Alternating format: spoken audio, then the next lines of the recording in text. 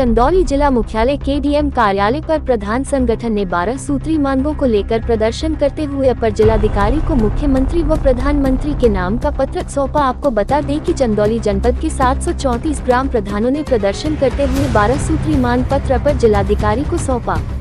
ग्राम प्रधानों की मांग है कि 30% ग्राम प्रधान निधि काटी गई है उसे वापस किया जाए और ग्राम प्रधान निधि से जो भी मानदेय दिया जा रहा है उसकी अलग से व्यवस्था किया जाए ताकि ग्राम का विकास किया जा सके। जैसे देश व प्रदेश की सरकार के मुखिया है उसी तरह हम लोग भी गाँव के मुखिया हैं और ग्रामीणों की हमसे अपेक्षा भी है।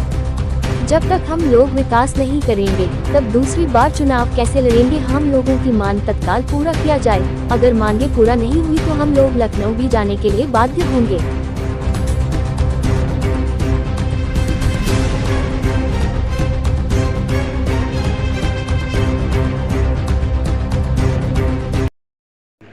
अपना नाम और परिचय बताइए। पवन प्रताप सिंह, ग्राम प्रधान राम मनोज, जिला अध्यक्ष प्रधान संगठन चंदौली।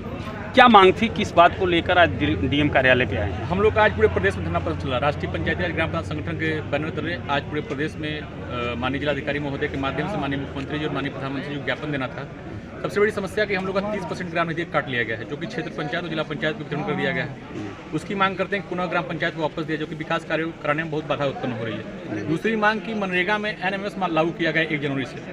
हम लोग का पिछड़ा हुआ जिला है, कहीं नेटवर्किंग बहुत पहाड़ी इलाका नौगढ़ जैसे क्षेत्र में नेटवर्किंग नहीं पकड़ पा रहा है, तो वहाँ लेबर तो काम कर रहे हैं लेकिन उनकी हाजिरी 0 हो जा रही है। इसलिए हम लोग मांग करते हैं कि पहले नेटवर्किंग सुधारा जाए, उसके बाद NMS लागू किया जाए। और जो हम लोग आज हम मांग कर रहे हैं कि हर ग्राम पंचायत में लगभग ग्राम सचिवालय बन चुके हैं और ग्राम सचिवालय चलाने के लिए उसके लिए अलग से ग्राम प्रधानों को वित्त प्रदान किया जाए। जो कि ग्राम पंचायत सहायक नियुक्ति हुई है पिछले साल के, उनका ही मानदेय ग्राम पंचायत दे रहा है। हर ग्राम पंचायत में सामुदायिक शौचालय बना हुआ है, उसका भी भुगतान ग्राम पंचायत कर रहा है। बिजली का बिल ग्राम पंचायत कर रहा है। तो बताइए, जब हम केवल वेतन ही देंगे तो ग्राम का विकास भी क्या करेंगे? हम भी एक सरकार है, गाँव की सरकार जिसको बोला जाता है। प्रदेश के मुखिया माननीय योगी जी हैं और देश के मुखिया माननीय प्रधानमंत्री जी हैं, तो कुछ प्रधानों के बारे में भी सोचे कि गांव का विकास किस तरह होगा। पैसा आ रहा है तो केवल यही कार्य करना है। प्रधान चाह रहे हैं कि गांव की गली बने, लेकिन गली बन नहीं पा रहे हैं। हमें भी 5 साल के बाद चुनाव लड़ना है, तो हम किस तरह वोट मांगने जाएंगे? अगर आपकी मांग नहीं मांगी जाती है तो आगे क्या रणनीति? जैसा संगठन का निर्देश होगा लखनऊ चलने के लिए, तो हम लोग लखनऊ चलेंगे।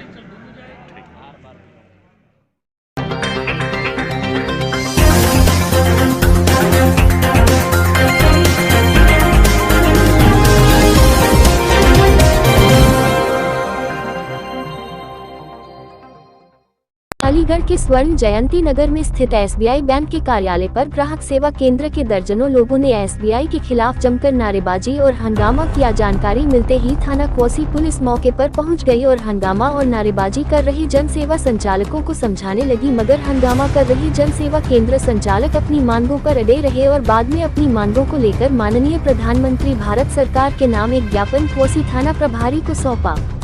जानकारी देते हुए मयंक राठी ने बताया कि प्रधानमंत्री भारत सरकार द्वारा जनहित तक भारत सरकार एवं उत्तर प्रदेश सरकार द्वारा संचालित योजनाओं का लाभ घर घर तक पहुंचाने हेतु बैंक ग्राहक सेवा केंद्र का गठन किया गया।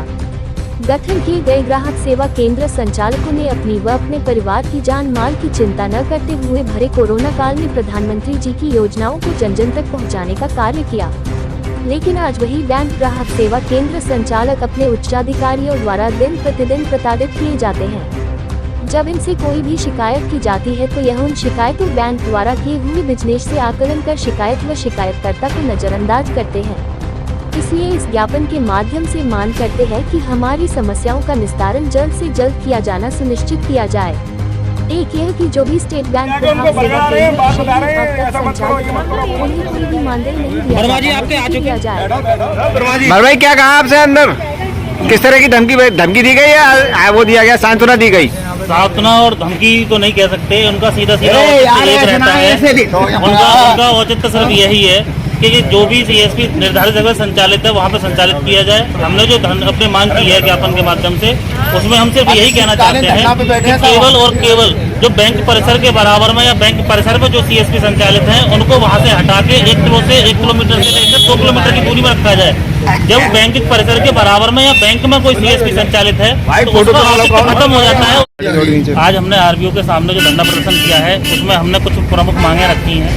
जिसमें प्रमुखता की जो हमारी मांग है, एक तो हमारे कमीशन को बढ़ाया जाए, बहुत हमें नामात्र के मुकाबले कमीशन मिलता है खाते खोलने को लेकर। दूसरा ये है कि ये जो स्टेट बैंक का पोर्टल है वो इतना गंदा पोर्टल हो चुका है जिसमें कार्य करना असंभव है, जिसमें बड़ी बामुश्किल सब लोग कार्य करते हैं। उसके बावजूद इतने टारगेट आरबीओ के माध्यम से दे दिए जाते हैं, बैंकों के माध्यम से दे दिए जाते हैं, जिनको अगर हम पूरा नहीं कर पाते हैं तो ऊपर से हमारे ऊपर कार्रवाई की जाती है और इस तरीके की संचालन किए जाते हैं कि जैसे हम कोई गुनहगार हों। हम भी दूसरा ये है कि हमारे पास जितने भी बैंक के परिसर में आपने देखा होगा, प्रधानमंत्री जी की योजनाओं को घर घर लाभ पहुँचाने के लिए उन्होंने ग्राहक सेवा केंद्र का स्थापना की। उन ग्राहक सेवा केंद्रों को बैंक से लगभग 1 से 2 किलोमीटर की दूरी में खुलना चाहिए, जिससे लोग और जनता उनका लाभ उठा सके। लेकिन आरबीओ कर्मचारियों ने बैंक के कर्मचारियों ने अपने स्वार्थ के लिए, अपने निजी स्वार्थ के लिए, अपने खुद को काम को बचाने के लिए सीएसपी को बैंक के बराबर में स्थापित कर दिया है, बैंक परिसर में स्थापित कर दिया है और बैंक खुद काम न करके सीएसपी से उस कार्य को कराती है। इससे पूरा लाभ बैंक लेती है।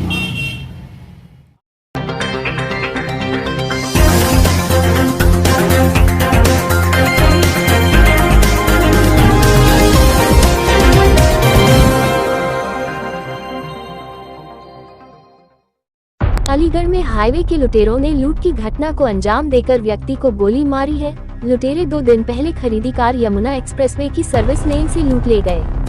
वहीं गंभीर हालत में घायल व्यक्ति को जैन मेडिकल कॉलेज में भर्ती कराया गया है, जहां व्यक्ति की हालत गंभीर होने पर नोएडा रेफर कर दिया है। घटना थाना टप्पल के यमुना एक्सप्रेसवे के सर्विस लेन की है। पुलिस पूरे घटना की जांच में जुट गई है। घटना में बदमाशों ने बेटे को भी पीटा था, जिससे वह बेहोश हो गया था। थाना टप्पल के कृपालपुर के रहने वाले दिनेश कुमार दुकान बंद कर देर शाम कार से अपने घर लौट रहे थे। तभी यमुना एक्सप्रेसवे हाईवे के पास अपाचे सवार 4 बदमाशों ने रोक लिया। वही दिनेश कुमार को गाड़ी से उतार दिया। दिनेश कुमार के साथ उनका पुत्र भी साथ में था। बदमाशों ने दिनेश कुमार को पीटा और फिर गोली मार दी। बदमाश अपने साथ आई 10 गाड़ी लूट कर ले गए। राहगीरों ने घटना की सूचना पुलिस को दी।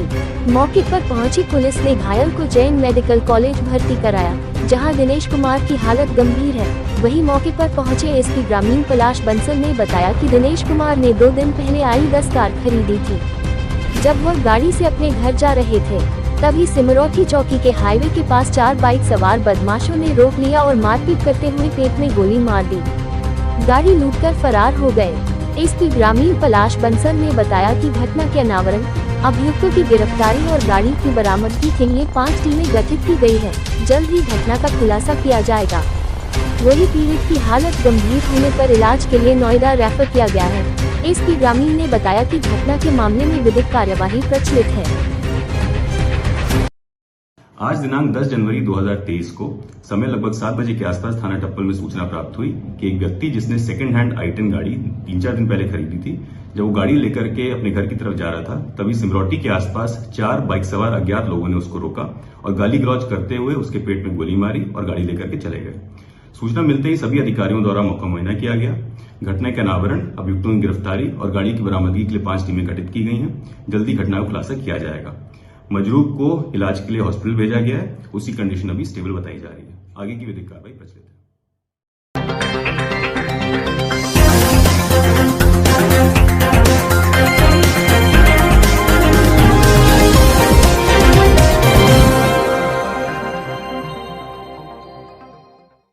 मैनपुरी जिले में 2 शराब माफियाओं की करीब 2 करोड़ की संपत्ति कुर्क की गई। कार्रवाई के दौरान एसडीएम और सीओ के साथ बड़ी संख्या में पुलिस बल मौजूद रहा। बता दें, घिरोर थाना क्षेत्र के ग्राम कोसमा मुसलनी निवासी अरमान खान के खिलाफ करीब 30 से अधिक आपराधिक मामले दर्ज हैं। वह शराब माफिया है। उसके खिलाफ गैंगस्टर की कार्रवाई की जा चुकी है। डीएम के आदेश के पर एसडीएम शिव नारायण शर्मा, सीओ कुरावली संजय वर्मा, तहसीलदार कमलकांत सिंह पुलिस बल के साथ गांव पहुंचे और अरमान की 16.29 लाख रुपए की कृषि योग्य भूमि कुर्क की गई। इसके अलावा सुशील कुमार निवासी मोहल्ला डालगंज पर करीब 7 से अधिक आपराधिक मामले दर्ज हैं। वह भी एक शराब माफिया है। इसके खिलाफ भी गैंगस्टर की कार्रवाई की जा चुकी है। सुशील का एक पक्का मकान जिसकी कीमत करीब 22 लाख रुपया, एक मैरिज होम जिसकी करीब 1.5 करोड़ रुपया को कुर्क किया गया। दोनों ही कार्रवाई में कुल करीब 2 करोड़ की संपत्ति कुर्क की गई। कार्रवाई से पहले अधिकारियों ने क्षेत्र में मुनादी भी कराई। जनपद में शराब माफिया के रूप में चिन्हित 2 अपराधी सुशील और अरमान, जिनका लंबा आपराधिक इतिहास है। सुशील के ऊपर 7 मुकदमे और अरमान के ऊपर लगभग 30 मुकदमे हैं। अरमान द्वारा न सिर्फ मैनपुरी में बल्कि फिरोजाबाद में भी कई घटनाएं कारित की गई हैं। इनके विरुद्ध गैंगस्टर की कार्रवाई की गई थी और उसके तहत 14(1) के अंतर्गत दोनों की प्रॉपर्टी की सीजर की आज कार्रवाई हुई है। इसमें लगभग 2 करोड़ की प्रॉपर्टी इनकी सीज की गई है। एक बैंकेट हॉल, एक मकान और लगभग 4 बीघा जमीन में है। आज राजस्व विभाग की टीम के सहयोग से इस जब्तीकरण की कार्रवाई की गई है और अपराधियों के संपत्ति जब्तीकरण की कार्रवाई निरंतर